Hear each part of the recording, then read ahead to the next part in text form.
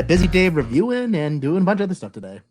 Dude, you and me both. 3 reviews. I now have like 6 reviews to edit sitting on my desktop, which is a little intimidating. Yeah, tell me about it. My Monday is going to be like Garfield thinks of Mondays. Busy.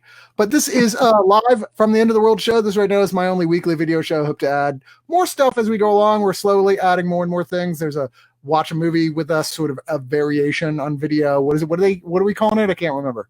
I mean, it's just watch a movie live kind of thing. This week we did The Phantom from 1987 or 6. Right. You even got Tessa out of her house for that one. At least we did. It was a very fun recording. So people will check it out. We have it backlogged on Facebook. It was me, Tessa, and I believe Brad and Ben. So that was really fun. And then, of course, we're playing with the gaming thing as well, which has one of my favorite titles of like any of the stuff that anybody's come up with for the show so far. That just cracks me the hell up. The unstable top gamers. That's good. That's really good. But so everything's still a little on the wacky side for most of America, I think, right now, as we all are sort of still settling in and coming to that decision that the law is starting to say in some states we could go out and do things, but most of us don't want to die, so we're not going to. Yeah, you say that, but also I'm getting pretty cooped up here in this house, especially with my dad who works 14-hour days, and he is like clawing at the walls to get out of the house, and he's making us insane because of it. Well, I always say Anne Frank was in a fucking attic for 2 years. Yeah, I think we can handle a few months with like Netflix. I'm sure the Gestapo's not going to knock on my door anytime soon, I hope. That's true. That's a huge motivation to not break the isolation. True. But yeah, there were a lot of, it's funny because we set up this huge new sort of network of streaming people to do Screener Squad, sort of evolving all the stuff that Justin built and then going, let's make this 10 times as difficult. Adding a bunch of new people and adding a bunch more reviews and adding a huge amount of new organization that is taking everyone a little while to get used to be sure. Yeah.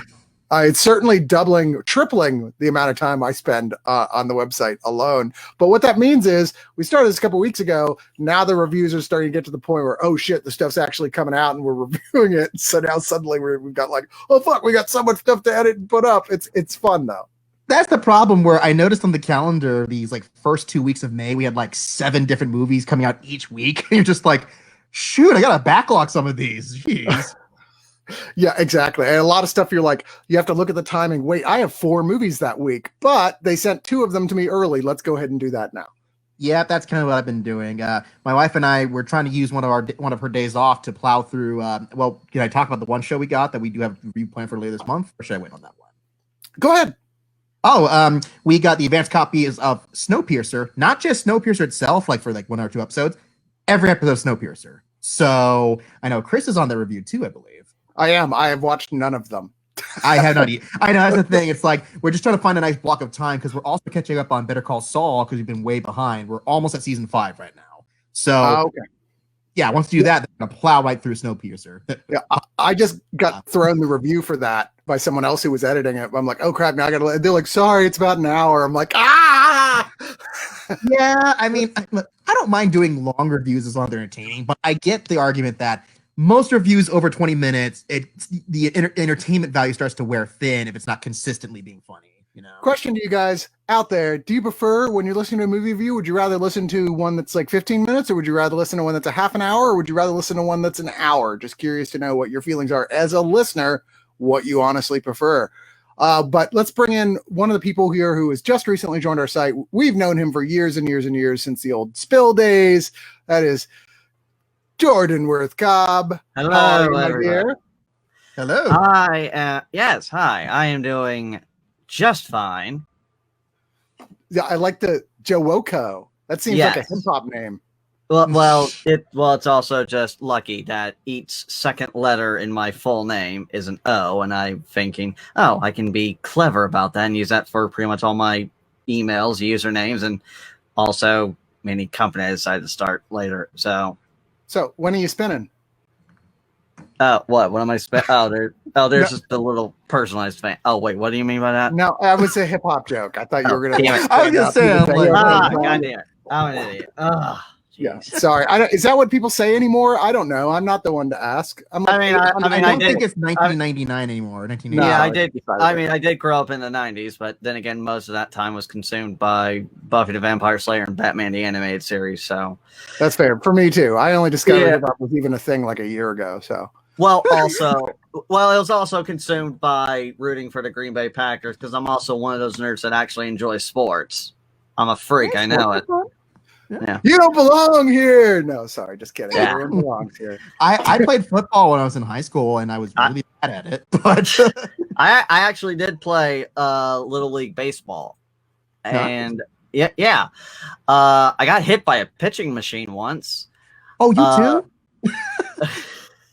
I got hit right in the hip, like right in my left hip. One game just went wild. I distinctly remember I'm up to bat. Next thing I know, I feel something on my side, and I'm on the ground thinking, "Oh God, this hurts. What happened?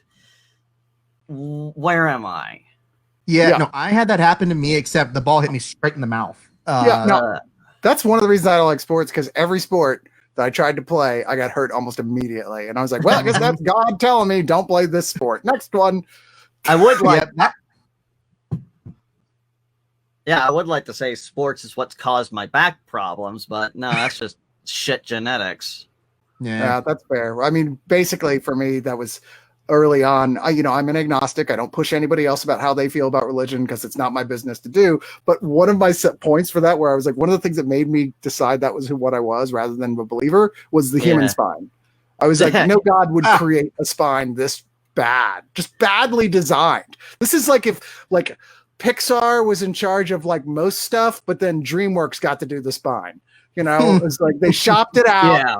And came out all kind of not working right and kind of, I'm not going to use that spine for more than 10, 15 years. It's fine. Hey, sometimes DreamWorks makes good stuff. I would say that's more like the team to do like Delgo or those terrible animated films that come out. Yeah. Okay. So you're with me on the spine at the very least. Yeah. I mean, it also meant, oh shit, I can't be a wrestler. But wait, I'll just be a manager like Bobby Heenan. Don't you have to be a wrestler before you're a manager? You can do lots of various stuff. Oh, you mean pro wrestling? Okay. Yeah, so yeah. You're still talking about entertainment. Yeah. Oh, wait, what? Amateur wrestling? Fuck no, I'd be killed in a moment. Jesus. Yeah. Hey, I saw a fight with my family. I know the stuff that they do at amateur wrestling. Slam each other with bowling balls, and then the wrestler with the stapler guns and that stuff. I'm like, no thanks. New Jack. They just did one of the episodes of that Vice series, Dark Side of the Ring, about him. And the thing is, New Jack is legitimately a crazy fucking guy. And there was some stuff in that episode cover. I was like, okay, I didn't know this. And I'm even more scared of this man because he will just straight up just even try to murder you. Y'all talking wrestling. I have no idea what you're talking about. Just cause. Yeah. I know the Side, bare minimum of what he means. Dark Side of the Ring is a documentary series on Vice that covers some of the seedier things in pro wrestling. They got pretty infamous lately because they just did their season 2 premiere, which was a 2-parter about Chris Benoit. Okay.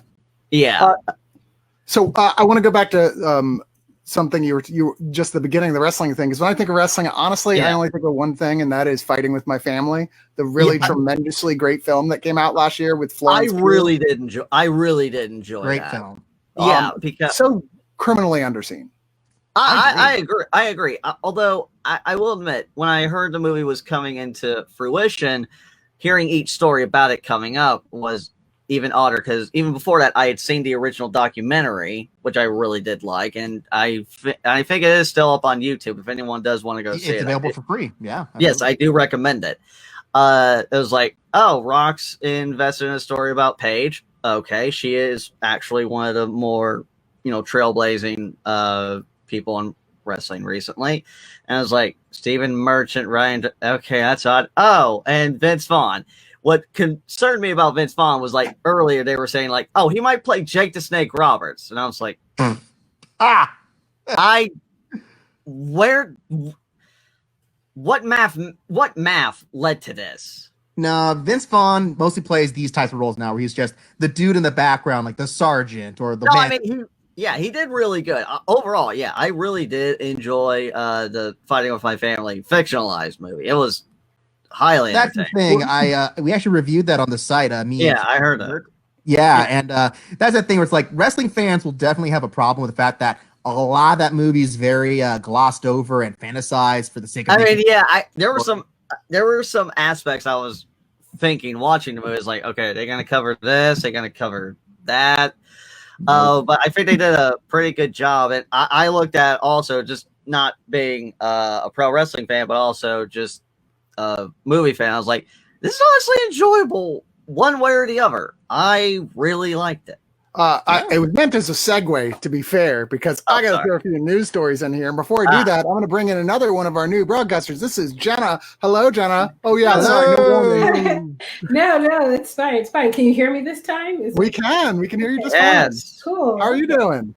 I am okay. Not stressed out anymore. So I'm okay. We recorded a review for Netflix's Extraction earlier today, and there were a few technical difficulties, but nothing that we could not all overcome. That's true. I cannot wait to hear that one.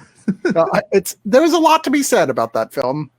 Yeah, You'd be surprised. We liked it more than we didn't, but we're still not all crazy about it. But anyway, as I said, segue, because the star of that film, Florence Pugh, who had like the best year of anybody last year hell in yeah. Hollywood, pretty much. All sorts of hits.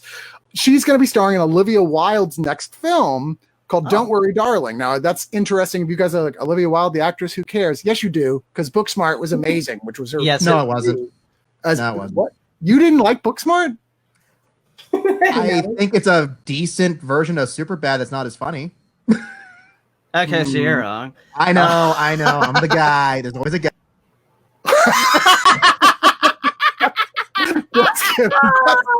Just kidding. I wouldn't do that. That was perfectly timed. Laugh is actually real. I try. But most of us liked Booksmart a lot.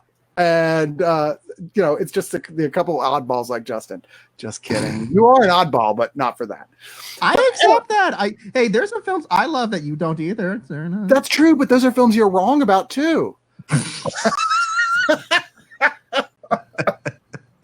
No, I like to play. I'm willing to give her another shot. One movie does not define an entire career unless you're Charles Lawton, who only made one film. So, yeah. Very true. Yeah. What's interesting, after that comedy, this coming of age comedy, she is doing a psychological drama that not only has Florence Pugh in it, but it has Chris Pine and Shia LaBeouf. Shia LaBeouf, actually had kind of a good year himself last year for the first time in quite some time. Yes, actual serial killer Shia LaBeouf. I still haven't seen Honey Boy. That's like very way good film. deep into my watch list. Go back to actual serial killer. Did I miss It's a reference to that YouTube video? It's a reference to a joke song about Shia LaBeouf. Oh, is it? Okay, fair enough. Yeah. It's an actual, and Shia LaBeouf actually shows up to applaud the song at the end of it too. Yeah. So he's in on the joke. Yeah. That's okay. That's fair enough. But yeah, I think that's interesting. Like I said, like most smart people, I loved Booksmart. So I'll just show myself out. Thank you. Okay. I just like watching your face when I give you shit. It's the best. He's like, because he's too nice. He most people would be like, "Fucking shove it, Cox," and he's like, "Well, some people just have their own opinion." That's not a good theory. I'm glad that we can disagree. But so sorry, that made me laugh really hard. Let's talk a bit more about Star Wars, you guys, because there's some new Star Wars notes here coming out. There's some new Star Wars stuff. They're making a Cassian Andor series, which I don't know enough about Star Wars to know what that was. I had to do my research. Like, what the fuck is Cassian Andor? Well, Cassian Andor is the prequel to Rogue One, which now they've announced the director of Rogue One. Because it's Diego Luna's character from Rogue One. The writer, Edwards. Gilroy, is coming in, has taken over as showrunner for it. It follows, Diego Luna's character, as well as apparently one of the other main characters is Genevieve O'Reilly playing the Republic senator and co-founder and leader of the Rebel Alliance, Mon Mothma, where she, of course, took over for the actress who played it in the original films. She looks uncannily like her. Yeah. And I think that's sounds like kind of an interesting idea now that they've said that. At first, I was like I like Rogue One, but I don't need a prequel show. But I was like, ooh, Mon Mothma, secret fetish, Mon Mothma. Oh shit! The camera's I on. just don't know what else is there to say about Cassian Andor. He's such a limited character, other than he occasionally shoots people in the back. You know, that's his one defining character trait is the times when he doesn't murder people in that movie. That's true. Yeah. That's true. I don't know. I mean, they certainly got off to a strong start with The Mandalorian. Did everybody watch that?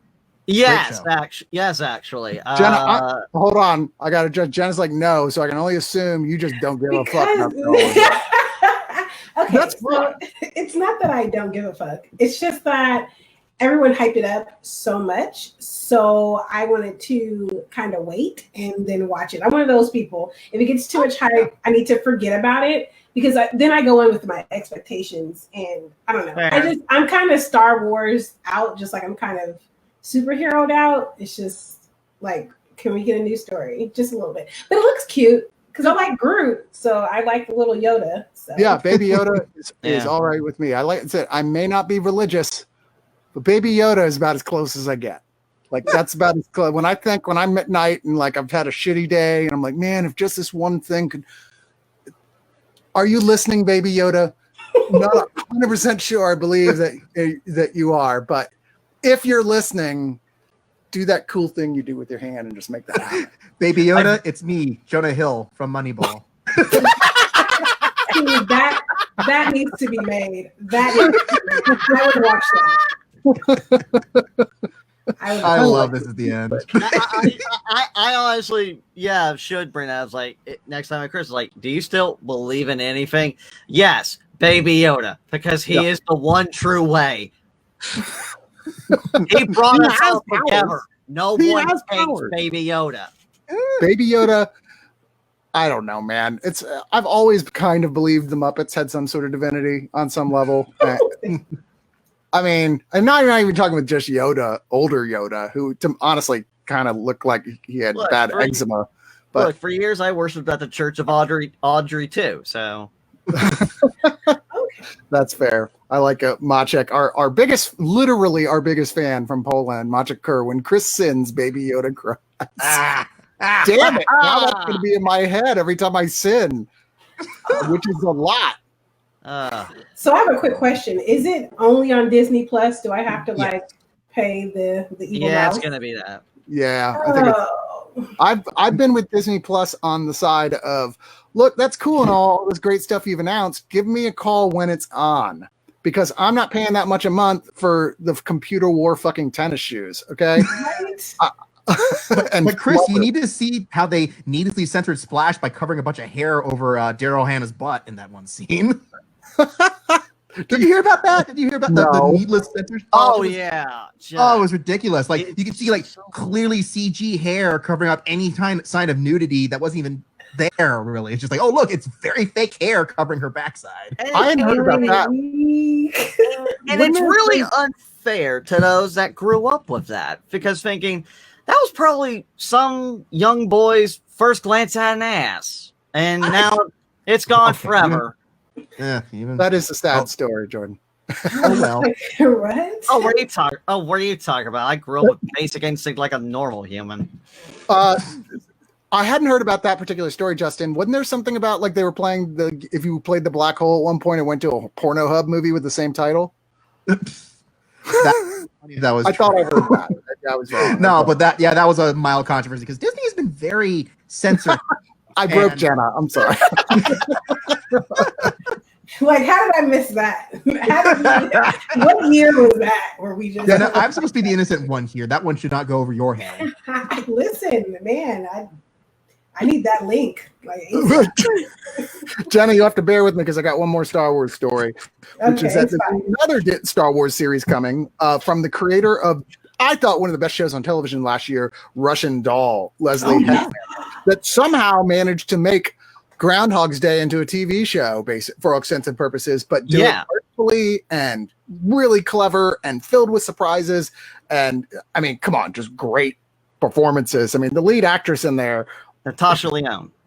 I love her so much. She is so great. Yeah. In fact, the first thing I ever saw her in, I want to say, is Slums of Beverly Hills, and we're going to talk about that a little bit later on because that's coming to streaming this month.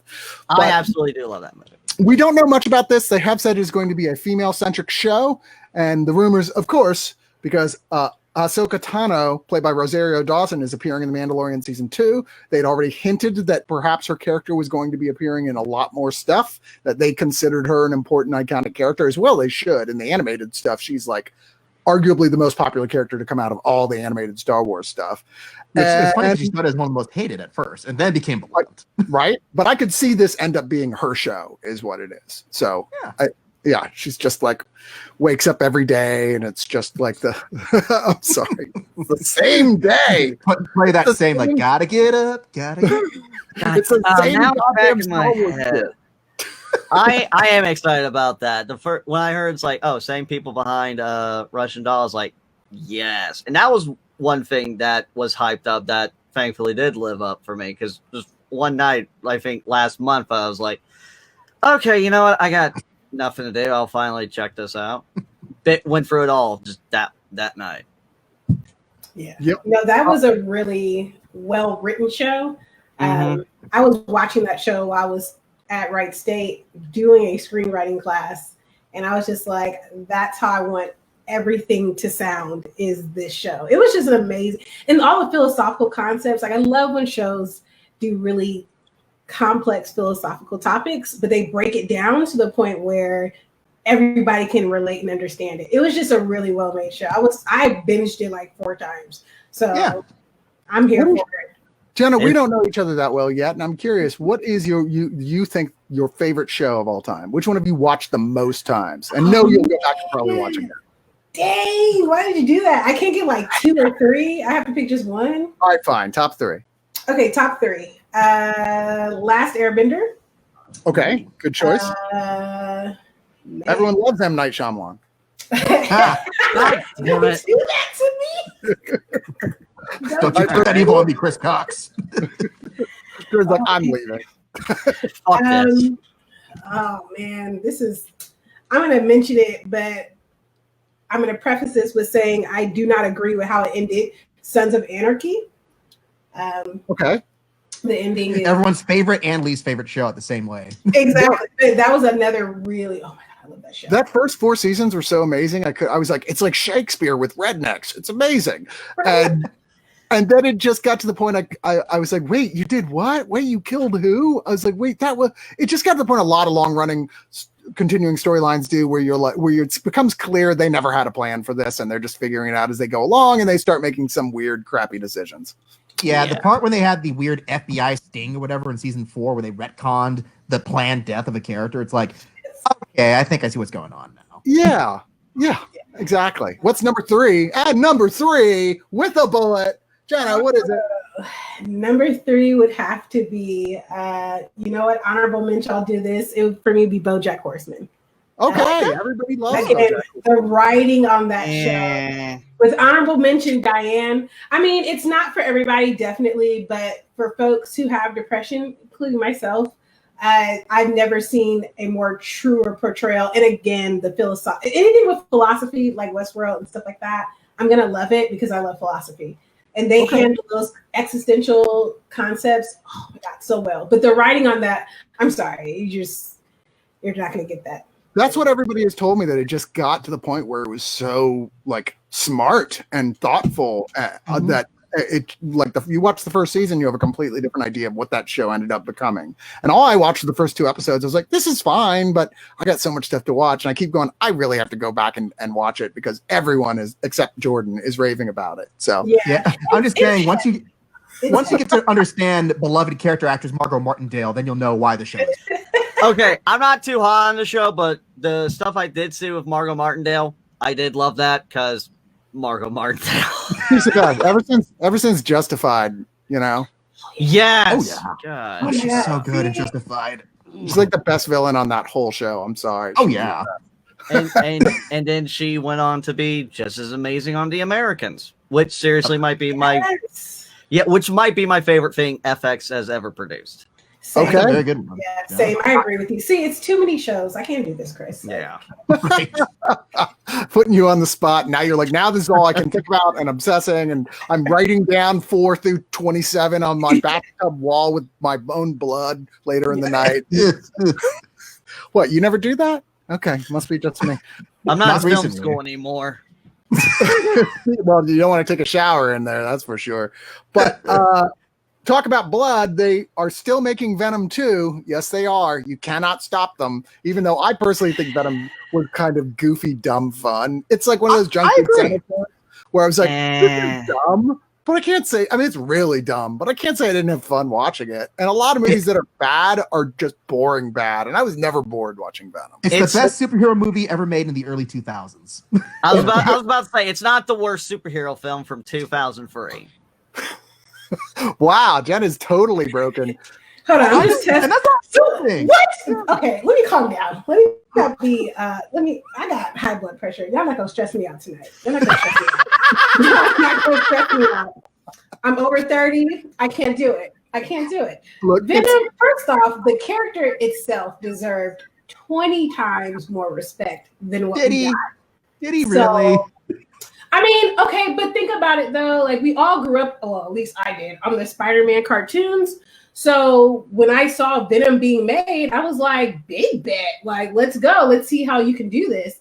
And then this is what they gave us. And I was just like, I will never trust you with a Spider-Man villain. Because let's be honest, the only great Spider-Man villain is... I wouldn't say the only great one. I think he's got tons of There's them. only one. Oh, Rocket Racer. Green Goblin. The Shocker, Green come on. Goblin. Oh, Shocker, yeah. No, Green Goblin. What? Oh, it's Mysterio. It's Mysterio. You are backing the wrong Goblin camp. Hobgoblin for life. Actually, But in terms of the movie, I'm very curious how this was going to develop because I know Andy Serkis is directing the movie, correct? well, he co-directed the first one, for the record. I think it was one of those came in after the fact, but he is fully directing the second one, which they've now announced what the subtitle to it is, as Dennis points out, Venom, Let There Be Carnage. And Maximum Carnage was right there. Like, No. literally Carnage right in the there. And you... Yeah, you didn't watch the end of the movie, Jenna, where it showed the most laughably bad casting in the history of superhero films. The casting is fine. It's that gosh dang Wendy's wig they put on his head that's so gosh dang awful. It's No. awful. This Venom 2 will be amazing if they retroactively go back in and put Woody Harrelson back in his sideshow Bob wig. That's seriously the first thought I had when they showed him. I was like, sideshow Bob. I was just embarrassed for them. I was just so embarrassed for them the whole time, going like watching it. I was going, wait, what is happening right now? What is that? That wig. There's gonna be orange. I do have to apologize in advance. My laugh is very real and I can't help it. Jesus. What was it? Honest Trailers did the joke where they subtitled that. They're like, "Ew, I'm the leprechaun." No, they're doing this. They're rebooting the Leprechaun series, right? Oh my But god. they're starting with In Space. Woody, what happened after Cheers, man? Thought things were good. Man, Coach Diane really broke him. Venom was middling at best. I mean, I like Tom Hardy and inherently some of the goofiness because, again, yes, this is a very early 2000 superhero film. But I thought, okay, with some improvements, it could have been fine. But Serkis, being the sole director, is definitely the most interesting aspect to me. And just means that, hey, I have different weekend plans next year, thanks to Venom. So, I like this. Machik, Venom sucked, but so wish female Venom got more screen time. She was much more cooler. That was No so problem. weird. I'm pretty sure if you go to DeviantArt, you're going to find it too. say search off. There's so many things that happen in Venom. Like if you just put them out of context, like Lady Venom, Tom Hardy eating raw lobster, Tater tots. things that happen. You're just like, what movie are you talking about exactly? I will admit, one of the things that kept me going while watching Venom was seeing Dan from Veep play another character in the movie called Dan. So I'm just thinking, oh, so this is what he does after that show's over. Okay. Yeah, character's named Dan. That's his trademark now. So other news, I don't know. Do y'all know about this whole thing where James Gunn has said there is a lot of Easter eggs in the Guardians of the Galaxy movies that no one has discovered? I heard he did watch along parties.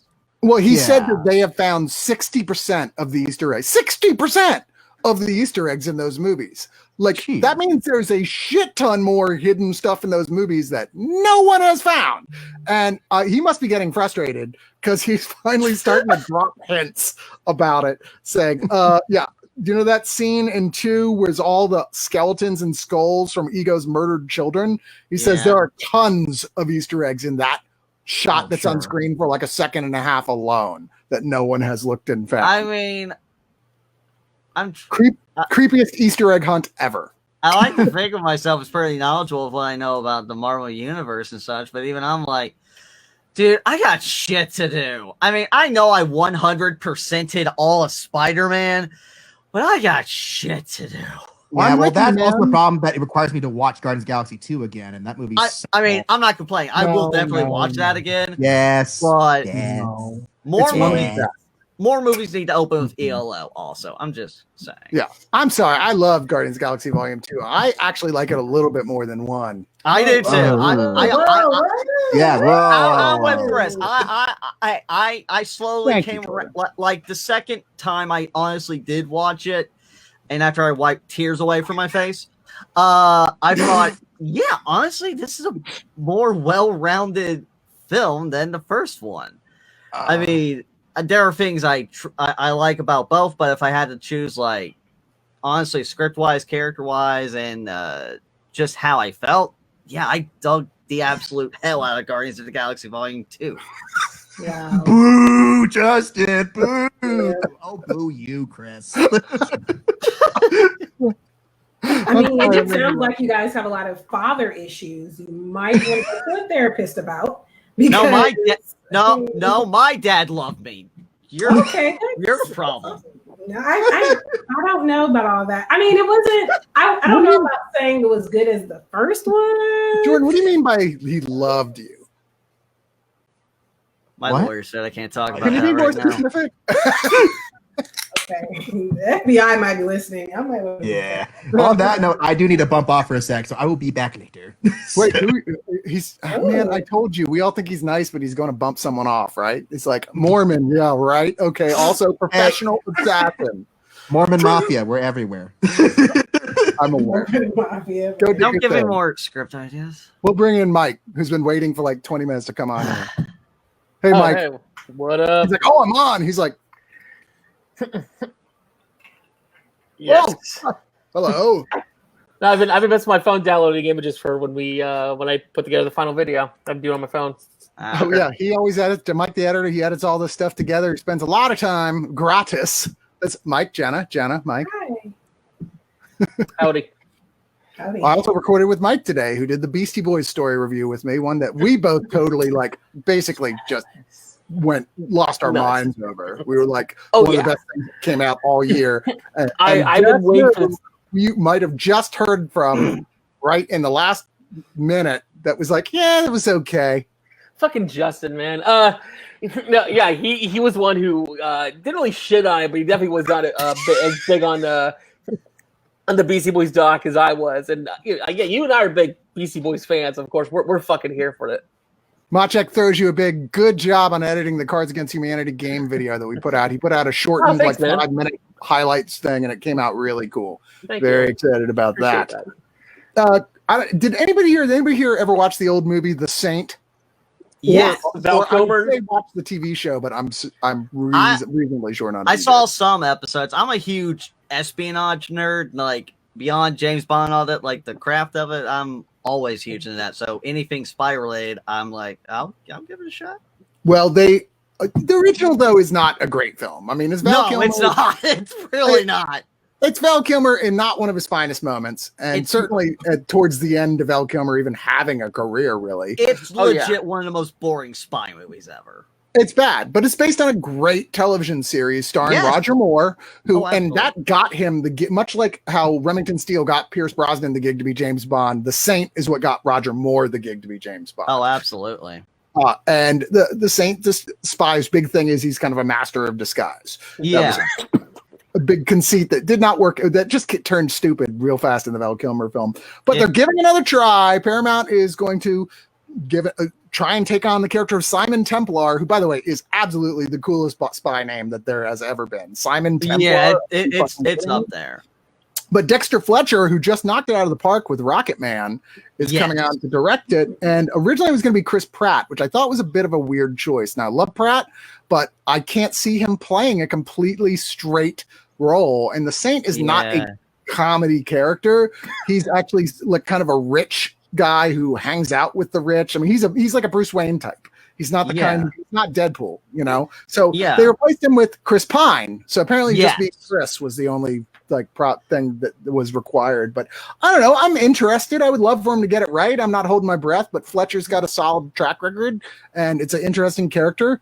Actually, I did not know this. Desiree, my good friend Desiree, who I miss so much, she's back in DC. I haven't seen her in forever. Says Vincent Price played the Saint on the radio program, and I did not, in fact, know that. I did not either, and now I have something to look up. Chris Pine, being maybe being Simon Templar, that can definitely work. As much as I do love Pratt as well, even that is just far out of his wheelhouse. Pine, I honestly do think can make something good. And speaking of the Saint, like, hey, maybe we can get a redo from that Jack Ryan movie, which was also pretty dull as hell. I didn't mind the Jack Ryan movie so much. I thought it was okay. Jenna's on your side, Jordan. Now y'all are buddies. You're like, okay. I mean, for me, I got used to one actor playing the character. I know that's a really not great excuse, but then y'all just switched it up, and I was like, who's this guy? Like, what is he doing? Then I'd say, well, good luck trying to get into Doctor Who.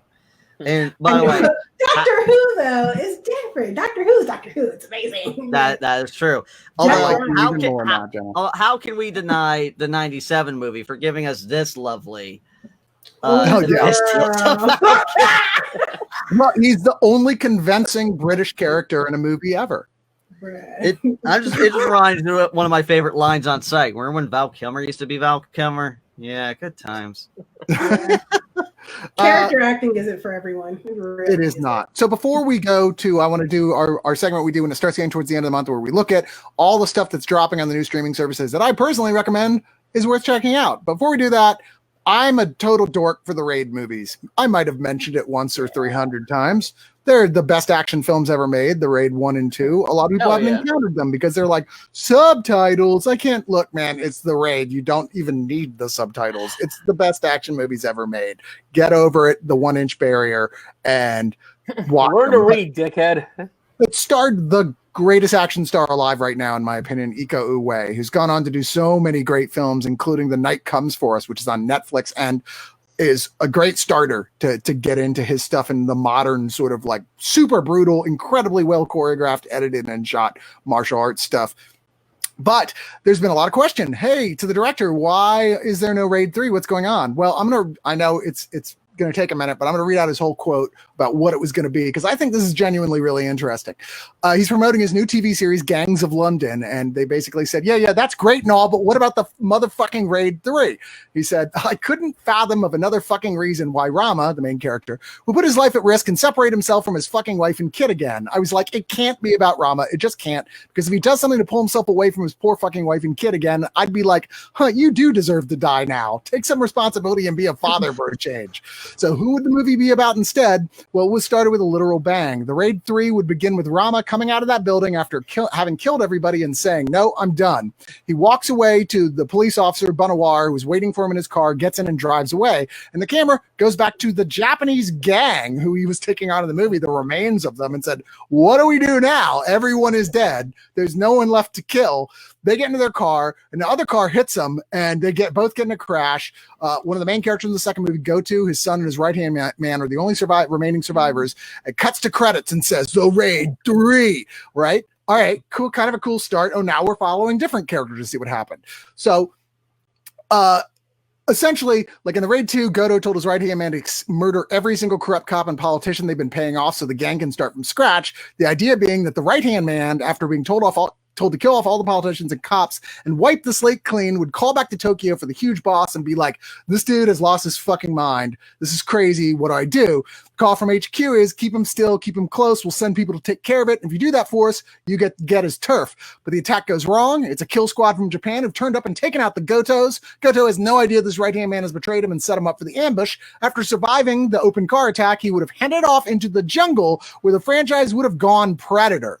He arranges to meet up with his old mafia boss, played by Christine Hakim, who has trained killers in her jungle retreat. She's providing protection for Goto because they go way back. She's the one who introduced him to Jakarta in the first place. The idea is this Japanese kill squad that's used to the streets of Tokyo suddenly have to deal with the terrain of a jungle hunt in a very Predator-esque sort of fashion. I'm like, okay, it's not too late to make this fucking movie, dude. Oh my god, that needs to happen. Insane. Big thanks to Slash Film, who got that whole story, and I'm basically just reading verbatim from their site there. But I was like, "Wow, that sounds amazing! Why is that?" It sounds kind of amazing. I would love to see that. I love the Raid 1 too.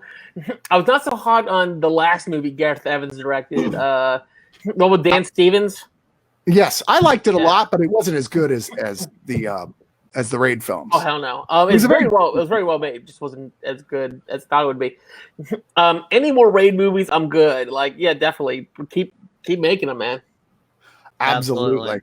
By the way, message out to anybody who is in our Live from the End of the World, our crew site. If you are interested in joining our chat in our channel, Live from the End of the World, and if you guys aren't in our group, you will have no idea what I'm talking about. But if you're out there and you're listening and you want to join this, we can add more people. Just click that link and I will add you into the conversation if you're interested, if you want us to see your beautiful mug on camera. That being said, we are going to go into the stuff that is coming out this month in May that I highly recommend, and we're going to start off with on Crackle. I know we never talk about who talks about Crackle, right? It's free, but it's got ads. You're like, ads? I don't want fucking ads. If you don't watch JoJo 2 or episodes of Dilbert, you're pretty much set. What'd you say? If you want to watch JoJo 2 or episodes of Dilbert, you're pretty much set. There's a lot of good stuff on there. You just might have to look through all that shit first to find it, and also has ads. But they're the only place you can stream for free Memory, The Origins of Alien, which is one of the top 3 best documentaries about the making of a film ever made. Yeah, you were talking about that at Fantastic Fest last fall. We did. I edited the review for that.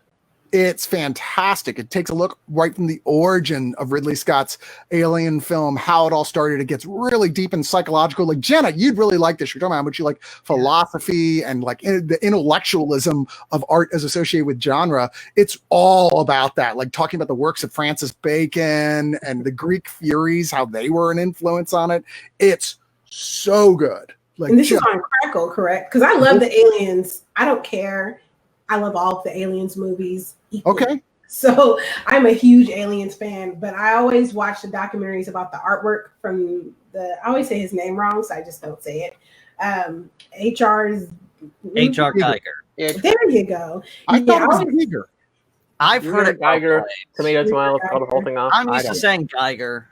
Yeah. I'm not going to die on this hill, but whatever. But I will check the documentary out because I love behind the scenes stuff. It's always great. Oh yeah, absolutely. I guess and this is my Roku then. Well, I mean, why not? Didn't cost you anything, you know. You have a smart TV, it's on there. Crackle is an option, along with like Tubi, I think is one of the other ones that's free. I did have Tubi.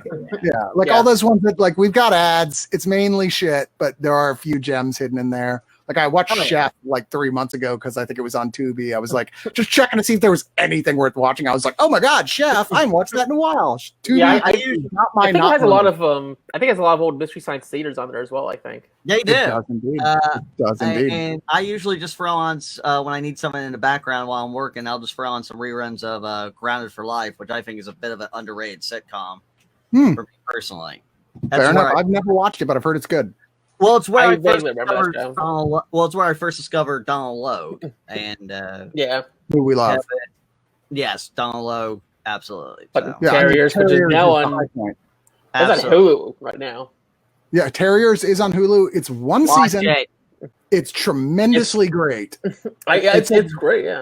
It It's is one of the amazing. best sort of private detective, but not really a private detective shows ever. It ends in a way you're not like, oh shit, it's a cliffhanger. It's like it wraps up the story in the first season.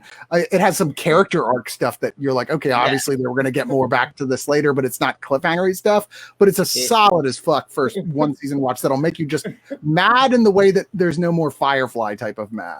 Yes, exactly. I watched it when I first moved to Austin because when I first moved here, that was around the time that Randy started his podcast about. Oh yeah, I was Terriers. about to say that's one of the first things you do when you meet your aunt is like, hey, how you doing? Hey, here's a DVD copy of Terriers. Yeah, there was one. It was on Netflix, and I loved it. Sorry, he had his own podcast just about terriers, like literally. How do you do Yeah. a podcast about nothing but a single season show? Well, he did it. It was really good. It drew the attention of all the actors, creators, and writers of the show, and he interviewed almost all of them on it who contacted him. I was like, Jesus Christ, Yeah. they're like, literally no one else is talking about this show. But I wouldn't have started watching if it wasn't for Andy. So full Oh, hell points. yeah. Terriers. I'm going to lightning go through a lot of these. I might stop here and there to say a thing or give you all an opportunity. If you're dying to talk about something, just jump around and I'll stop and let you talk about it. I'll see you on camera here. But Netflix is dropping this month in May a bunch. Of course, the Netflix are dropping shit tons of new stuff, including Back to the Future 1 and 2, which are always good comfort food movies to come back to. If you have Showtime, they're doing 1, 2, and 3. Which I think is also awesome and underrated. C. Robert Cargill's Sinister, the good one. Yes, my On favorite. Netflix. Yes. Solid little horror film that made him insufferable for like 6 months until he got over it. The Song of the Sea, which is an awesome little animated Irish film from 2014 by the director of The Secret of Kells. These are both just essential animated films that your average animation fan has never seen, which is kind of startling to me. Still kind of obscure, but they are great. Oops, sorry, hit a button. Yes, so I'm sure Dennis will say that about as well because he's Irish. Underworld 1 through 3. Oh, that's like the greatest movies to get high to. I swear to God. Thank you. It is, bro. Absolutely. You do a couple of dabs, bro. You put that movie on. It is like the best. I don't remember if I've seen the third one. That is not my go-to get high movie, but okay. Anybody who goes like, oh man, I don't know. I know it's junk food, but I love Fast and the Furious and then shits on Underworld. No, you don't get to do that. Okay. It's the same kind of, I know it's bad, but it's fucking awesome. Well, good thing I don't like either franchise. I can shit on both. That's fair, Mike. Or I can just do this. If you want to be wrong, that's fine. I mean, whatever. Okay, I'm sorry. Son of a bitch. Moving on, Willy Wonka and the Chocolate Factory. Obviously, a lot of people are fans of that movie. Classic. District 9, which is unfairly been shit on because people don't like his second two movies, which I think are both perfectly decent, but whatever. I haven't watched that one since I saw it in the theater. But I remember Elysium and Chappie. I enjoyed both. there's all those. I thought Elysium was good. I honestly just haven't seen Chappie, but District 9 is one of the most brilliant pieces of science fiction I think ever done. It really is just so fascinatingly put together. It's just so well done. I absolutely love how it's shot, and it just brings you in so well with the documentary like filmmaking. Yeah, absolutely. I'm It's just impressively so made. thrilled by it. I'm in awe every time I see it. Cameron Archer, I picture him standing outside some girl's house with a bong in one hand and like a bag of pot in the other. An iPhone playing Peter Gabriel over it. Yeah, exactly. Yeah. And Dazed of Confused. Okay, got to get through this list. United 93. wow, that's a great fucking movie. A really good 9/11 movie. In fact, maybe the only really good 9/11 movie that was the first 9/11 movie, and everyone was like, I can't watch that. I'm not ready yet. It came out too soon. And now it's been long enough. You can fucking go back and watch this movie. It's really great. Okay. Highly recommend it. Uncut Gems. For those of you who weren't willing to shell out money to see it, it's finally going to be on Netflix. You can watch it. I'm still saying Good Time is better. Sorry. Same here. It is, but Uncut Gems is fantastic.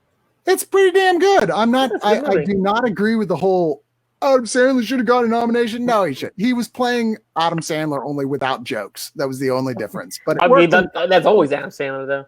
yeah, but you know what I mean. Yeah, because he did Reign Over Me. So I was confused as to why everybody was acting like this is the first film he's ever been serious in. Yeah, And Reign Over Me was actually pretty. I liked Reign Over Punch Me. Drunk Love is incredible. Punch I Drunk like Love Punch Drunk Love. is I don't think he's a Drunk Love terrible actor, but let's not get carried away with the same thing happened with J-Lo this year, where people were like, you better give her a Best Actress nomination. I'm like, just because it's the first movie she's given a good performance in 20 years doesn't mean she should automatically get an award for it. It's like, oh, here's your participation award because you actually gave a shit this time. The Lincoln Lawyer with Matthew McConaughey, a really wonderful underseen little crime movie with that was kind of the beginning of The Reconnaissance. I'm just saying. Urban Cowboy. You guys don't know what this is, but it was. What? It was Janet knows what this is, right? Fucking A. Yeah, it was kind of the beginning of like John Voight, right? Or John Travolta. John Travolta and Deborah Winger. It was kind of the beginning of I think it's something else entirely. movement. Like people who were like, I don't really listen to Hank Williams, but I like Dolly Parton. And I listen. When country kind of first started to become commercially successful, but forget about all that. It's a really good movie. What movie am I thinking of?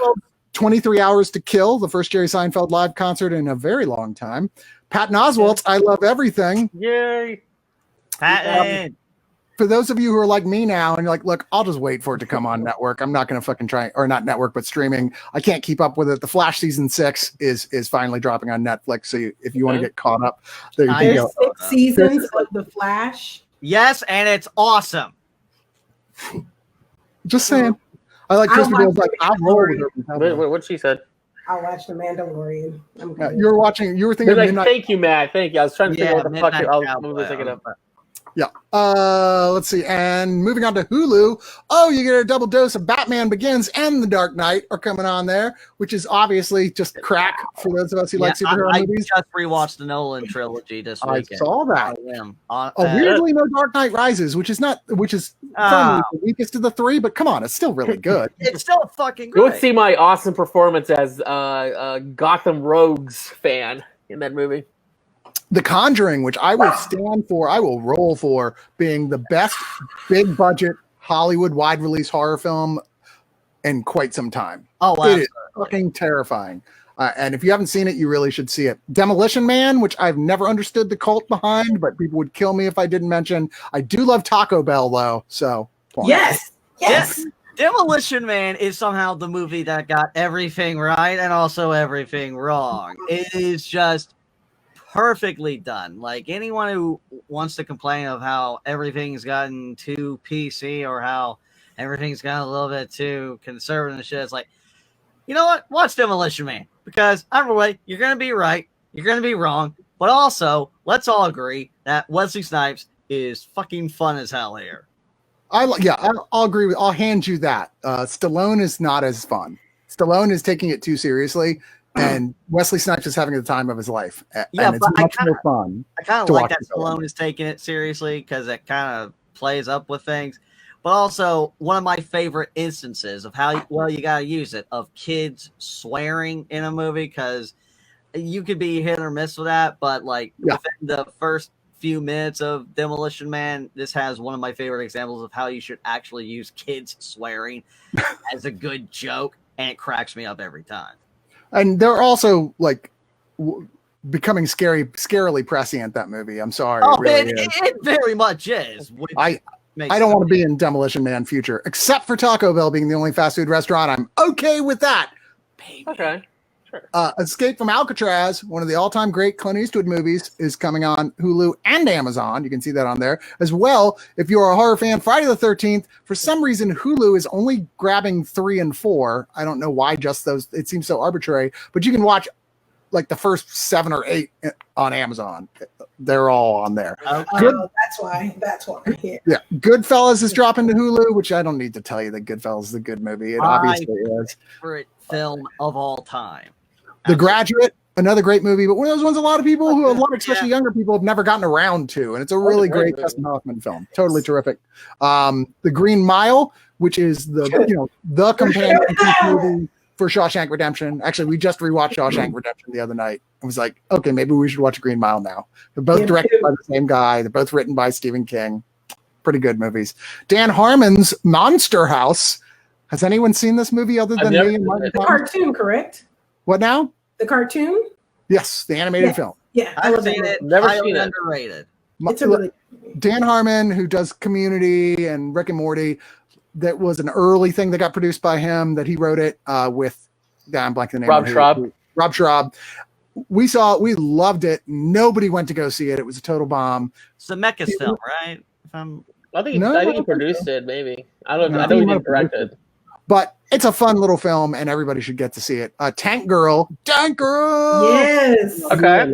Tank Girl. It's a disaster. Somebody just recently pointed out to me. I'll always be glad you pointed me at It's a Disaster. It was a film that was I didn't know about. Was that you? Okay. Yeah, I'm a huge It's a Disaster fan. That's one of my favorite comedies in the last 10 years.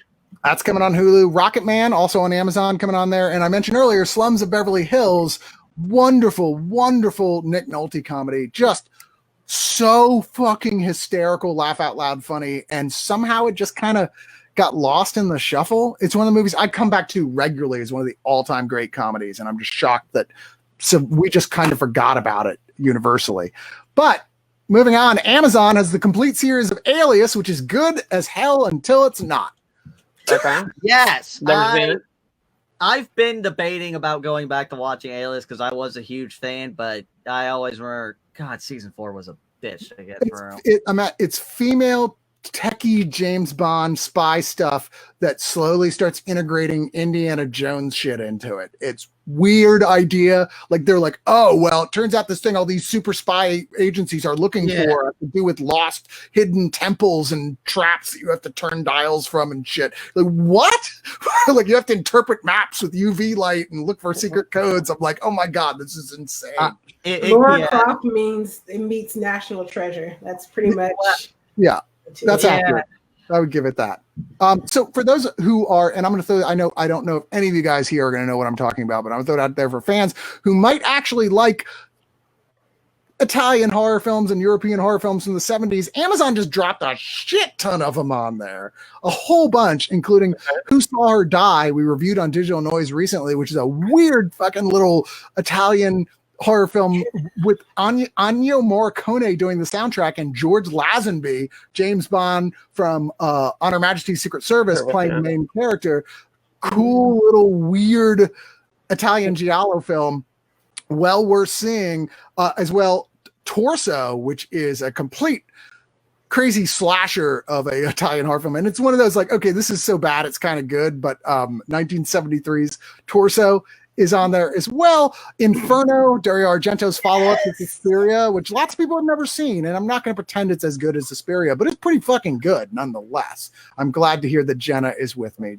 Jena, Italian 70s horror is literally crack for me. It's my heroin. I'm with you on that one, 100%. 1975's The Night Train Murders, which was also called New House on the Left, the second house on the left, Don't Ride on Late Night Trains, Last House Part 2, and inexplicably, Christmas Massacre. 1975 horror film that was basically another remake of the Virgin Spring / Last House on the Left, with two girls riding a train through Germany on Christmas Eve who are attacked and raped by criminals riding the train. I have not seen that one, so I cannot speak to it. Have not seen either Seven Deaths in the Cat's Eye, which is going on there, 1973 giallo horror film. It actually sounds really interesting, and it has cat in the title, so I'm just going to give it points for that alone, because I like cats that much. Is that lame of me? It probably is lame of me.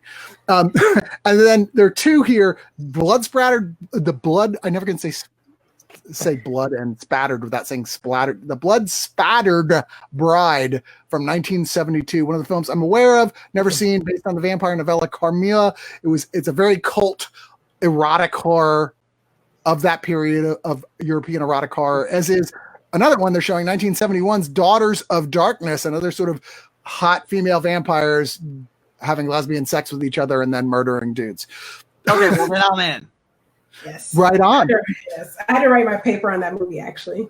So on Daughters of Darkness? Yeah, because I took it was a queer film class, so we had to talk about that. That was an interest. I've never seen it or heard about it, and I watched it, and I was like, I need this remade, but now. I have not seen that one. I think the only one that ever stuck with me at all of the erotic vampire movies of the 70s was Vampiros Lesbos, and that was pretty good. I wonder what that translates to. Lesbian. You can figure it out for yourself, Mike. They're also dropping a bunch of early Shaw Brothers era martial arts films. 1973's 10 Fingers of Steel, 1977's Green Dragon Inn, no connection to Lord of the Rings. Believe if you Google Green Dragon Inn, all that will come up is The Shire, because apparently the inn there was called the Green Dragon Inn. Totally different Green Dragon Inn. Although it'd be funny if someone re-edited it to make it relevant. Fearless Young Boxer from 1979, Five Fingers of Steel from 1982. This one's got the weirdest title ever. Shaolin Kung Fu Mistagouge. I don't know how I haven't seen a movie titled like that, but I'm definitely going to add it to my list. Yeah. Mistagouge. I don't know what that is. Yeah, I'm going to say it slower and just look it right at me. Mistagouge. That'll help me later. Okay. That's your moment of zen, ladies and gentlemen. And lastly, not one of the movies under those categories, but one of my favorite films of the era that's also unseen. If Junk Food Cinema hasn't covered this, they should, which is 1980's The Final Countdown, about the conspiracy theory that the U.S. Navy was fucking with time travel. Yeah.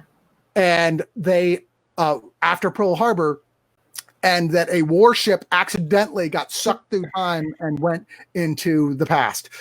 A 1980 film about that with director Lloyd Kaufman, who went on to form Troma Films, but it's not a super cheapy one. We've got like Martin Sheen in there as one of the main characters, Kirk Douglas, Catherine Ross, Charles Durning. I mean, it's a solid, weird little 80s, but with a very much more 70s feel, sci-fi, vaguely actioner that I highly recommend, and I think people would enjoy getting a chance to watch. And that is, in fact, on Amazon now. I love that Frank, who's probably the only person who's like, yes, I know exactly what that is. I love you, Frank. You would. You're the best. Frank, you want to go on here for this last segment, or are you going to be shy? Come on, Frank. Join us, buddy. Come on. Come on, Frank. Join us. You know where the link is, Frank. It's in the. Is he going to? I don't know if he's going to or not. Everyone, let's make weird faces until Frank joins. Are you ready?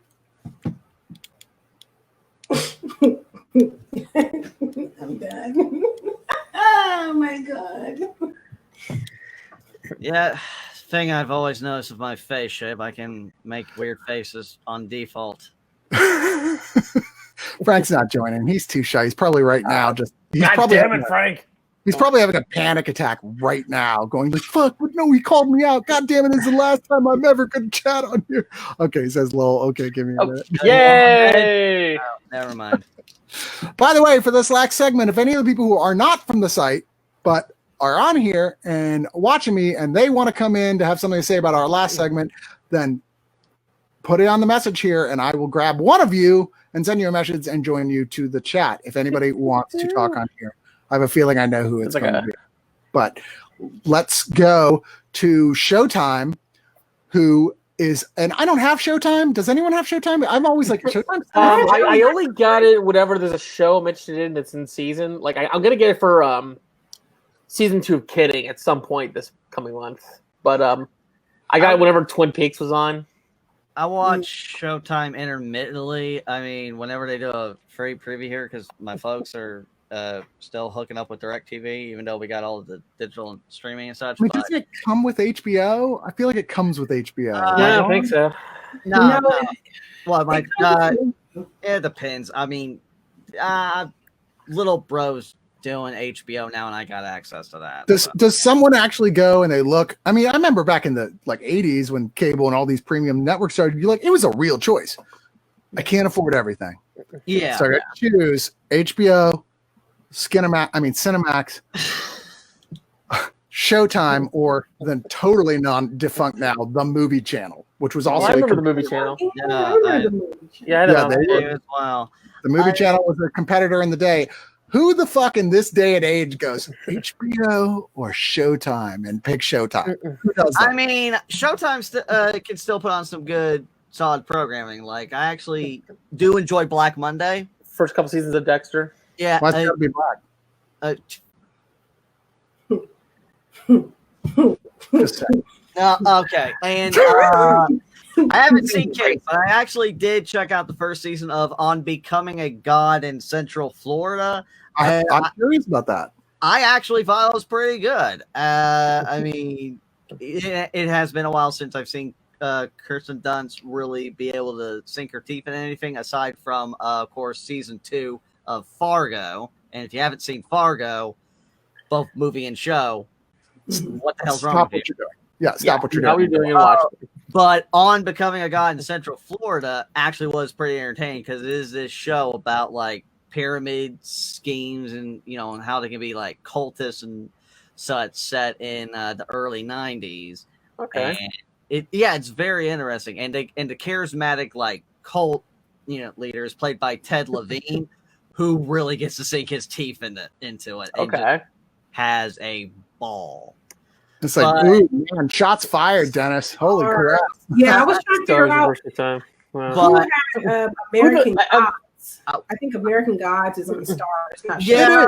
Ash vs. Evil Dead was the only show on Stars I watched. Even American Gods kept to that Stars thing, which is blood and tits. Like, that's the Stars. Like, I mean, they really should just go ahead and put it on Stars, blood and tits. Because every show they do, that's what that is. I mean, they would be really good. Like Banshee was on Stars, and that shit rocked. But it was blood and tits. I had seen Spartacus, but I hear like, hey, Spartacus, for every tit you see, there's about a dick or two. So it's bouncing it out. We must have one dick to every 6 tits. Look, equal opportunity genitalia. All right. I don't know if that's equal, but we're getting there, Jordan. We're getting there. Hey, Westworld got us there. Cock by cock. But Homeland, they're losing that, but Homeland just fucking lost me after season 3. Well, anyway, Showtime's dropping, and I'm not listing this whole list. I've not been listing original stuff with the exception of the stand-up comedy things on Netflix because we don't cover those here. Because how do you review a stand-up comedy? This joke was funny, and so was this joke. This joke, not so much. I don't know. I mean, Dave Chappelle definitely, well, as usual. Dave Chappelle, they got people talking. Yeah, he did. Because I just saw he got that Mark Twain Award, so I saw that ceremony. On Netflix. Yeah, but I mean, that was actually his stand-ups are only stand-ups I feel worth critiquing. So you're right, though. It's kind of hard to do. I mean, it's hard to do it. There are stand-ups that I think have ones that there's so much going on in it. You could look at it and kind of take it apart and say, what are they trying to do here? Oh, like the last Patton Oswalt one was definitely one that you could definitely critique into because that was a really interesting special. Either way, we're not going to try. But moving on to Showtime's drops, Almost Famous, really classic, maybe my favorite Kramer and Crow movie, dropping on there. Well, we're seeing The Big Chill, showing how old I am, but man, I love that movie. It was the best-selling soundtrack of the year it came out, and as well it should have been. A lot of great classic music on there. Big Fish, one of the Tim Burton movies that for some reason a lot of people hated, and one of the few Tim Burton movies from the later period I really like quite a bit. Yeah. Might personally be my favorite Tim Burton movie. I'm dead serious. Same. Oh my God, look who it is. And of course, on his phone. Frank. Sorry. Frank? Yeah, I'm just glued to my phone. Frank, you have not met Jordan, who's up there. Hey, Jordan. Frank. No, and you've not met Jena. We're reviewing something soon. Hey. Yes, we are. What are we reviewing? Oh, that Inheritance movie. Yes, which I watched last night. And I'm going to watch it because I'm done here. We will talk about it when we talk about it. Otherwise, I get in trouble. It is not dropped. But we're going through the list of, I don't know if you were watching or not. We're going through the list of all the stuff that's dropping. I'm in the Big Fish Pro team. I love Big Fish. I felt like you would be. Oh yeah. I like later Burton anyways.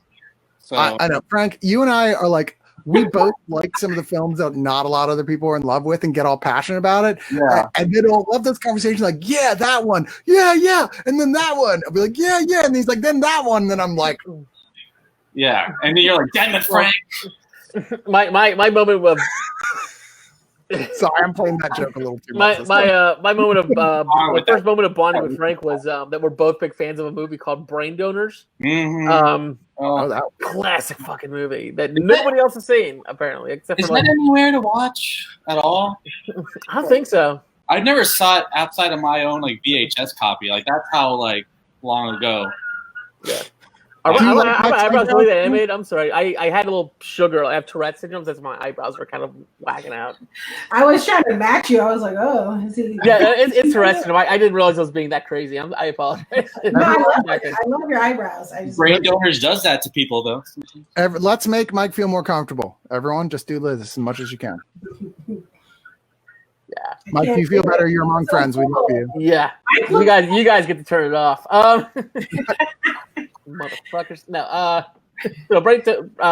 Brain Donors. Yeah, you should seek that movie out. If you love Airplane, you're a Naked Gun. You're gonna love Brain Donors. Same team, right? It's the same team. I had to have seen this then. How do I? Yeah, it was a movie that was dumped by the studio. It's basically like a remake of a Marx Brothers movie. Yeah, it's like John Turturro in the Groucho Marx role. Mm-hmm. Two comedians who didn't really do much else after that, as far as I know, in the other two roles. It's fantastic. So, it's a movie that a friend of mine in high school got me into, and it's become one of my favorite comedies. And definitely never seen this. I like it's described as three manic idiots. Yes, it's like, yeah, I think it's a team from Airplane. They produced it, but I think Dennis Dugan, the Adam Sandler, this movie. It's just, one of those few non-Sandler type, and it's good. It's amazing. It's really great. Oh, so going on, Bull Durham. I'm not the world's biggest sports guy, but I do like baseball movies. I don't know what's wrong with me, but I really do. And Bull Durham's an all-time classic. I don't like Kevin Costner movies, but I like Kevin Costner when he's holding a baseball bat or a golf club. I don't know what to tell you. Just one of those things that works for me. And Bull Durham is probably my favorite out of all of them. Do you like Tin Cup, Chris? I do like Tin Cup, is what I'm saying. Yeah. No, I shouldn't, but I do. I think golf is ridiculous and maybe even harmful in a cultural way, but it's a good movie. Chicago, holy shit, I love Chicago. I'll watch that shit till the cows come home. Yeah, you love Chicago. You don't like 9, but you like Chicago.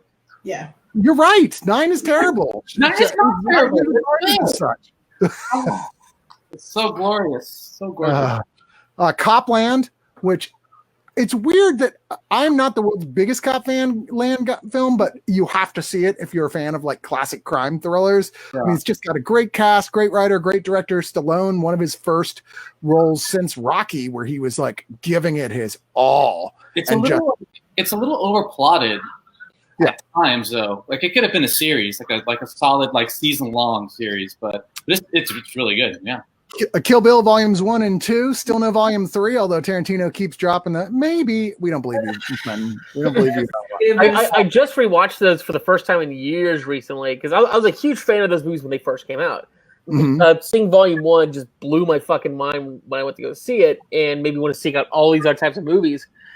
So I've been holding out for the whole bloody affair to come out. That's why I've been watching it so long, despite having the Tarantino Blu-ray box set for so many years. And I finally broke out those Blu-rays and watched them, and goddamn, those movies are still fantastic. Yeah, I love Stan in that movie, but I'm really, really bummed that Warren Beatty turned that down because I would love to see Beatty as Bill. So 800 people just invaded our Twitch stream, apparently. I don't know what's going on, but like somebody must have cross-posted this somewhere. But yes, hello, everyone, and welcome. Welcome. To catching up on what's dropping and streaming in May, Ireland. I think what happens, I think we got raided probably by, see, I'm seeing a lot of, we got raided by Double Toasted. What does that mean? Double Toasted crew, what's good? What did you say? It's about time Double Toasted throws you a bone, Chris. I know. It was Martin. Chris, did you know that Almost Famous is dropping soon? I did not already announce that. Almost Famous is going to be dropping on Showtime. Oh, Showtime? Oh. Yep. Yeah, I know. You're like, Showtime? Who watches Showtime? Well, Showtime's free with Hulu. Well, we got to keep going because A Knight's Tale, which I didn't watch till years after it came out, I was like, that looks fucking stupid, and I'm not watching it. And then finally I had a girlfriend who's like, oh, you're goddamn watching A Knight's Tale. And I was like, oh, it's so charming. My heart is breaking. I want to sing along, and I love it so much. Sorry, that's me though. I'm like, I try to play all hard and tough. I'm like, the Raid movies are the best thing ever, and then I'm like, Moulin Rouge. That's just I watched that the other weekend, and it's still just as amazing as it was in 2001. Mean Girls. Yes. Yeah, drop on there. Love me some Mean Girls, even though I'm always like, it's like Heathers without murder, which means it's not as good, but it's still pretty good. Same director. Oh, I think it's the same director. I just had to get that face on full Stop screen. trying to make fetch happen, okay? Like, don't you ever. Mean Girls is a classic, a generation that defined a generation. A white vagina?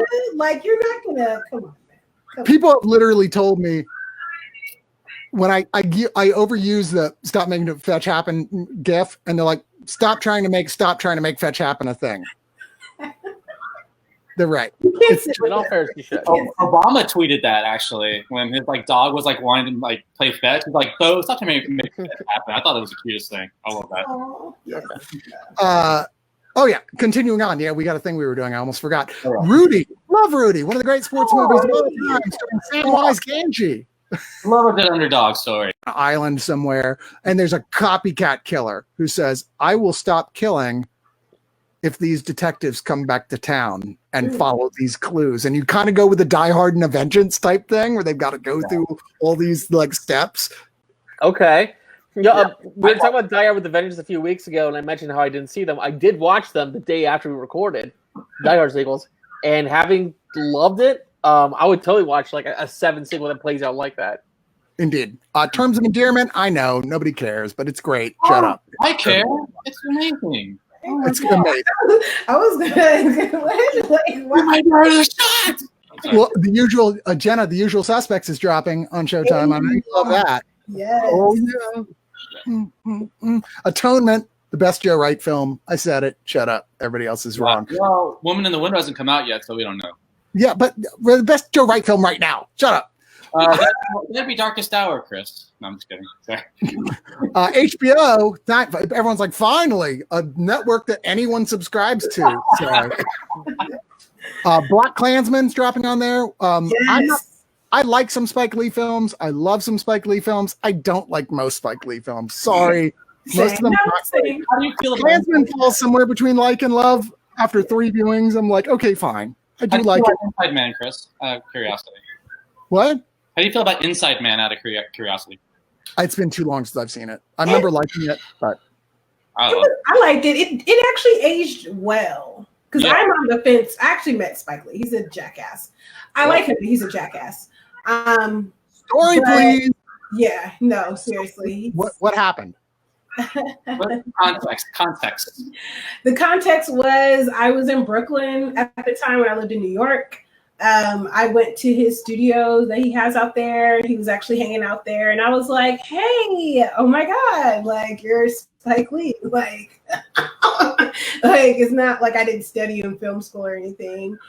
And I try not to be cringy or one of those type of people who was like, "Let me take a selfie." I genuinely was just like, "I appreciate the work that you produce," and try to spark up a conversation. Didn't like he was doing anything. He was just out there with a coffee and bagel on a Saturday, bro. And he was just not having it out of my face. It was one of those. Really? And kind of, yeah, because I don't know what he was doing. And I actually met him before at some type of gala or something a year before. And he was cool. So I was trying to trying to get his memory of hey, I'm not just some random fan bothering you. I've been there. I did an interview with a comedian who I'm not going to say who they are because I don't want to throw them under the bus. And it was one of those, I understood after the fact what made me so mad. Because we had this great interview and we even went after and we went and have drinks and had a great time. So 2 years later, I see him again in Austin. I'm like, hey, and he just goes, fuck off. walked into his hotel. It's like, Jesus Christ, fuck that guy. But he obviously was having a bad day. And what do I know? What the hell? Everybody can disappoint you if you catch him at the right time or the wrong time. Exactly. Yeah, maybe. There's a certain point you have to go, okay, I don't know what's going on in the world. Anyway, moving on to HBO, Broken Arrow, John Woo's Broken Arrow, John Travolta on this side, Christian Slater on this side, a movie that would never get made today in a million fucking years. It's not a good movie, but it is a good movie. I love Broken Arrow. It's terrible and wonderful at the same time. Please, sorry. I'm not sorry. It's great. Cinema Paradiso. Or Diso, Cinema Paradiso. I always want to throw an extra eye. Oh, look at Frank. He's being all adorable now. He's like turkey cinephile, yeah. Yeah, Italian cinema, great, one of the greats. I mentioned earlier Commando in a review I did with Jena because, it had been a week and I hadn't mentioned Arnold Schwarzenegger's Commando, and I figured it was time.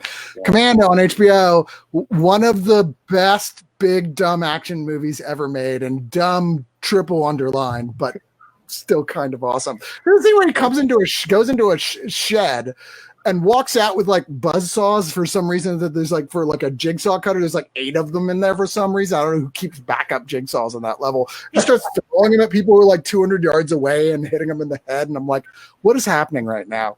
I love that goddamn movie. Some of the best Arnold Schwarzenegger lines of all time. Like, for instance, who can name the best one-liner in Commando? Go. I'll be back. Yeah. No, that's Terminator. That's Terminator, and I watched You ugly motherfucker. Still the best one. Iliad? No, Homer. Wait, oh no, sorry, I lied. Yeah, it was I thought you said you'd let me go. No, he said, I thought you said you'd kill me last. I lied. It's a good one. I like the right after that because he drops him off a cliff and the girl goes, "What'd you do with him?" I let him go. Yo, I love that. Anyway, Dick Tracy with I know it sounds ridiculous by today's standards, but with Warren Beatty and Madonna, how could you have missed this comic book adaptation? Pacino. Happy birthday, by the way. Happy 80th. And it's solid. It's cartoony it's what Ang Lee was trying to accomplish with his version of the Hulk and failed miserably, but is successfully done in Dick Tracy. Yeah. I haven't seen it in a long time. David Fincher's The Fighter is dropping on HBO. Wonderful little movie, everyone. It was Fincher, right? Am I wrong? Or is it Aronofsky? David Russell. David Russell. It was a David. God damn it. It was a David. The Fighter? The Mickey Rourke movie? Yeah. No, So the Mickey Rourke was the wrestler by Darren Aronofsky. It's David O. Russell. In Bruges. In Bruges. Good. In Bruges is one of those films that if TNT was still doing the modern classics ads, maybe they are. Who has standard cable anymore and knows? But if they were, and if they are, In Bruges would be one of those with Colin Farrell and Brendan Gleeson. Wonderful, funny as hell. I watch that movie once a year. It's so great. I got into a fight with my ex because he didn't think it was a comedy. I showed him the movie and he's like, "Yeah, it was okay. It had some laughs, but that's a drama. That's not a comedy. You can't call that." I was like, "Yeah, you can." I would absolutely call it a comedy. And that's how you broke up. As I would Jaws 2 through 4, which are dropping on HBO, along with Jaws 1, which is not a comedy, but is also fantastic and one of the best movies ever made. Hell yeah. It still scares the shit out of me. I still won't go in the ocean above a certain level. I just will not. I don't care. Is it controversial to say that Jaws is my favorite Spielberg movie? No. Yes. No? Yes. All right. No, It is? Oh, wait. Pick one. It's absolutely my favorite. And now we're going to our correspondent, Jena. The question everyone is talking about on the streets, is it controversial for Jaws to be your favorite Spielberg movie? Jena, how is it out there? I mean, it's a little shaky out here. I don't understand why this film is hailed to be his best with E.T. and Raiders of the Lost Ark and Jurassic Park and Schindler's List. I mean, there's a lot of other great movies, so I just don't understand why you even made that comment. Well, back to you, Chris. And now, with a counterpoint, here is Mike McAllister on because Jaws is fucking fantastic. I know those are all great films. I love a lot of Steven Spielberg's movies, but Jaws is the one I keep coming back to. It's usually my 4th of July movie every year. Oh, that's a good one. That's good. And finally, bringing it all home with a guy who just doesn't give a shit. Frank, why does it not matter? Because it's hard. If you're gonna pick I mean, there are few filmmakers that are harder to pick, like a number one favorite or best than Spielberg. Maybe Hitchcock, but yeah, no, that's a solid choice. So you didn't say something like AI. Hey, wait, what? No, I like AI, but that's not his best. Nobody thinks it's his best. Like, is there anyone out there? I will force you to come on camera as someone out there if you're like, no, AI is definitely his best film. So So we can coward. It's not his. It's not his work. So y'all didn't like AI? Am I the only one who? I like AI. I like it. That's fine, but it's not his best. Yes, no. It's not his best, no. I guess. HBO is also dropping La La Land, which for some reason got this weird lashback. I think because it won over Moonlight or didn't win over Moonlight. It did. It did. Well, it was announced to win Best Picture, but then they're like, "Oh no, it was Moonlight." Okay, is that what ended up happening? They were finally Yeah. like, "Oh, it was Moonlight." I can't remember anymore because it's the Oscars, and quite frankly, I don't care. But La La Land was great. So was Moonlight. No, La La Land was not great, but that's okay. It was not great, and white people didn't create jazz. So, All right, so we're going to take a listener comment here. A quant. Did you know that Indiana Jones is completely pointless in the movie Raiders of the Lost Ark? If you didn't listen to the movie, the Germans would have found the Ark anyways. They would have all still died.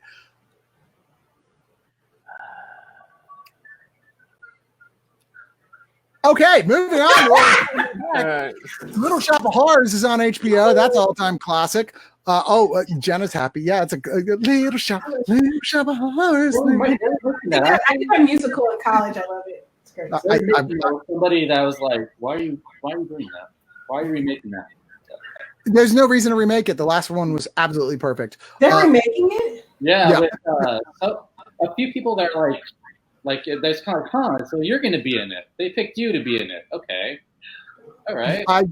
Greg Berlanti, I guess, is making it, which is a weird choice. But I mean, Greg does what he wants. He's making a shit ton of money for his parent company right now. And they're like, what do you want to do? And he's like, I want to do Little Shop of Horrors. Like, all right, fine. Too. Just bring in Rick Moranis to play something else in it. Make him have a cameo, whatever it is. The only thing that really concerns me is who's playing the dentist. Yeah. Get it right. The movie's over if you don't get exactly the right person to play the dentist. If you get it even slightly wrong, you fucked it up. Anyway, The Meg is on HBO. I'm not crazy about The Meg, but I get it that it's a total junk food cinema classic. It's like, this is so bad, and I can't stop laughing at it. And I actually ended up having lots of fun. I'd still say Deep Blue Sea is better, but whatever. Michael Clayton, which I believe a bunch of critics said was the best screenplay of the modern age. Do you remember this, Frank? Yeah, I do. I've heard some podcasts where they've said that, and Gilroy has been on those podcasts, and he's just like, look, the only reason that movie got made is because Clooney wanted it made. They owed him a favor. And they didn't have anything else for the award season. And I was like, but no, they are on point. That is such a flawless screenplay. It is a flawless screenplay. It's not a flawless movie, but it's a flawless screenplay, and it's well worth seeing. Rise of the Guardians, the only other you should probably see it because it's actually good movie by the guy who brought you Justice League. Dawn of the Dead is the other movie. Dawn of the Dead, yeah. That's worth saying. Are we not Rise saying of the Guardians is pretty good. What? Are we not saying his name anymore? We don't say his name. Okay, that's fine. We do not mention the Snai. School of Rock, one of my favorite, just charming, fun Jack Black movies. The only guy who, outside of the Jumanji films, who can make Jack Black and be in good movies is Richard Linklater. Austin's Richard Linklater, who did two great movies with Jack Black. School of Rock being one of them. Finally, the big release movies, Joker and Ready or Not, are dropping on HBO. We've talked about them a lot on the site as of recently, so there's no need to go deep into it. But HBO is the network that got the deal to put them out for. If you already own it, it's there. And lastly, going into Shudder, guys, it's fucking like $5 a month. It's all the best horror. I know Jenna knows what I'm talking about because she loves. I love Shudder. I was on Shudder before it got big. I love Shudder. Yeah, it's got the giallo, it's got the horror, it's got the action, it's got the super weird stuff. It's like I've watched everything that's streaming. What do I watch now? Well, you watch Shudder, $5 a month. I guarantee you, if you're one of those people, you're like, I've seen all this other stuff. You'll get on there and like, I have never heard of most of this. Just start watching it. You're going to be happy. They're adding Turbo Kid, which is, I think, the best of the sort of bad low budget 80s movies direct to HBO parodies. Oh, yeah. But because there's been a lot of them, and there's a lot that I like the FP is another one that's really fun. There's a whole bunch out there. But Turbo Kid was by far the one that I was like, oh, this is the one I would go back and watch again. And I believe there's a sequel in the works. I haven't gone back to that since I saw it. I saw it at a film festival in Dallas a couple years ago because a friend kept pestering me about how I was going to be playing at that festival. I was just going to see something else, but I really liked it. And yeah, you already get an idea of what that movie's like from the opening title, where it goes like in the far off year of 1997. It's like, okay, we know exactly what we're getting into. And and it came out like 5 years ago. So yeah, it's a really fun movie. I haven't gone back to it since it was in theater, or since I saw it at the festival though. Lando Stevenson points out One Cut of the Dead is on Shudder. If you're one of those people who's like, all these people are talking about this movie, One Cut of the Dead. I don't even know where the fuck it is. What is One Cut of the Dead? Go watch it. And I believe it's exclusively on Shudder, and it's like one of the best movies that came out last year. It's great. Yeah, it's really, really, really good. But continuing on, and we're almost at the end, folks. I swear, Hellraiser and Hellraiser 2, the only Hellraiser movies that are worth seeing. I will brook no discussion on this topic. It's fucking terrible. The rest are terrible. Hellraiser and Hellraiser 2 are terrific and weird, and just like, I mean, you watch them and you're like, okay, there's some stuff here that is. It's not really holding up by today's standards for whatever reason, whether it's digital effects or just that's kind of inappropriate or this is super goofy. It doesn't change the fact that they're awesome movies anyway. Yeah. I really recommend this one's for you as well, Jenna. Tenebrae, the second best Dario Argento film after Suspiria, in my opinion. Tenebrae, which has my single favorite shot by him ever, where there's the girl in the white kitchen sitting there. You know what I'm talking about, and the axe comes through the window. Oh my god! Okay. I tried to recreate that again in film class, and epic fail. I tried to recreate that scene and all the colors. It didn't work, but listen. I tried. I just love. Oh my god, I love him as a director very much. Yeah. Me too. And lastly, on Shudder, they're adding, and I believe it's on another. It's either Hulu or Amazon is there as well. But Behind the Mask: The Rise of Leslie Vernon. Oh, good one. It's a while ago on Deliberation of Doom. It's the first time I had seen it. It's like it's Man Bites Dog with a slasher villain. Yeah, it's a mockumentary. Man Bites Dog, where they're following around a killer. A journalistic crew, but it's like Man Bites Dog was a French movie where it's like he's a killer, but he's more of a sort of Henry Portrait of a serial killer. He's more real. Yeah. Leslie Vernon is more of a Friday the 13th type, like exaggerated killer. Yeah, who's meta and like, no, you have to do it this way because it's the rules. You can't just. I mean, he's playing the horror movie tropes and explaining why it's important to do things in a certain way, and it's a riot. I like the movie a lot. I saw it when I was in college. I really loved it.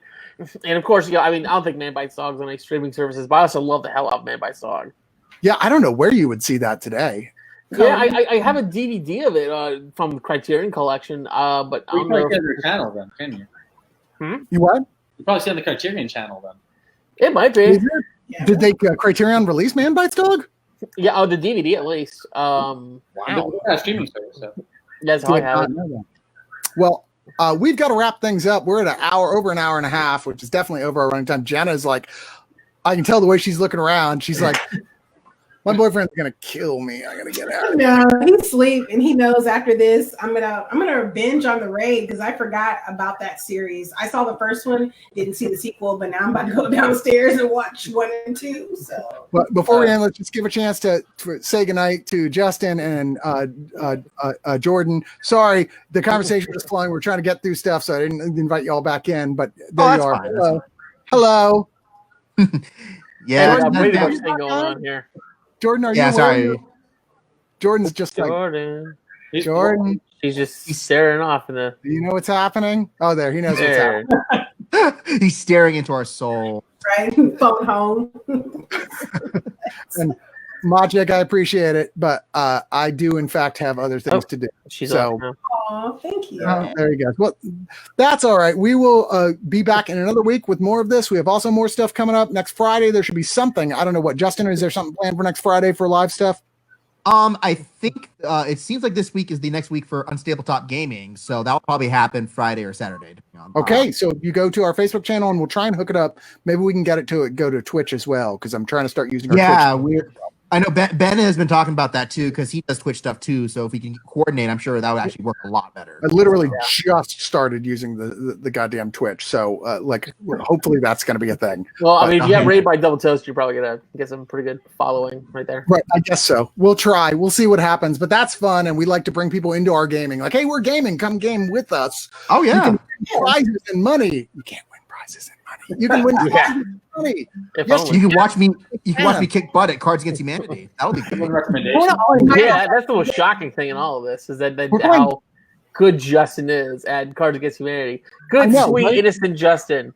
Suddenly, the nicest guy who's like putting out the cards like your mother's abortion, and we're like, what the fuck, Justin? You just got to know how to play the game. That's all. Yeah, that's true. There's an art to that. When you guys do that, please call me. I have the entire set. Yeah, I'd love to come back for that. Actually, be on camera that time. Yeah. Hey. Do you know if they're playing something else though? They're not playing cards again though, right? They're playing a different game.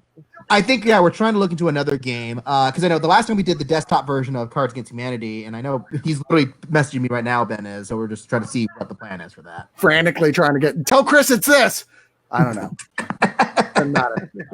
We'll get to there. Pay attention to our Facebook channel, our Twitter channel, where we announce all this kind of crap. And we've got more stuff on the way, more watch a movie with us, but live things. I'll be on one of these soon, I promise. I'm working on it. But in the meantime, thank you. Listen to our Screener Squads. We really appreciate it. And by the way, we can't keep doing this without subscribers. Please go to the site and become a subscriber. It makes such a huge difference. We desperately need money. We need money. Sorry, I'm not going to lie. Look, I ain't exactly sitting in a swimming pool full of cash over here. We're barely. Heroin's not cheap, you guys, and we can use all the help we can, and we really appreciate it. But we're back next week. Thanks to all you guys. Thanks to Jena. Thanks to Mike. Thanks to Frank. Thanks to Justin. Thanks to Jordan. Bye, Jordan. Just going from room to room, aren't you? Right? And we'll be back in another week. Thanks to everybody for listening. Especially thanks to Maciek in Poland. We love you, brother. All right. Yeah. Take care, people. Stay safe.